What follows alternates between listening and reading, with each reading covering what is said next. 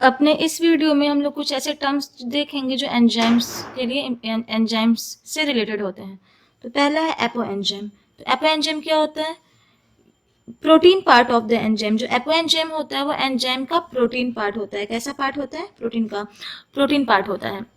अगर हम लोग एक एंजाइम, यहाँ पे मान लो एक एंजाइम है, ठीक है, तो इससे एक इसका जो इतना पार्ट है उसको अगर हम लोग प्रोटीनेसिस पार्ट कह दे तो इस पार्ट को हम लोग कहेंगे एपो एंजाइम।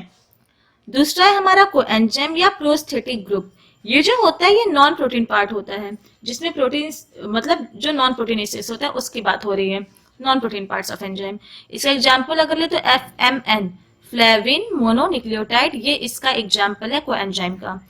तीसरा है होलो एंजाइम। ये तो एपो हो गया, एपो एंजाइम, ये हो गया को एंजाइम, और इस पूरे को हम लोग कहते हैं एक कंप्लीट एंजाइम को, चाहे वो प्रोटीन पार्ट हो चाहे नॉन प्रोटीन पार्ट हो, उसको हम लोग कहते हैं होलो एंजाइम। ये एक कंप्लीट एंजाइम होता है। होलो एंजाइम इक्वल टू को एंजाइम प्लस एपो एंजाइम। फिर हमारा कोफैक्टर्स। कोफैक्टर्स की बात करें तो ये भी नॉन प्रोटीन पार्ट ही होता है, लेकिन ये एंजाइम से टाइटली बाउंड नहीं होता है।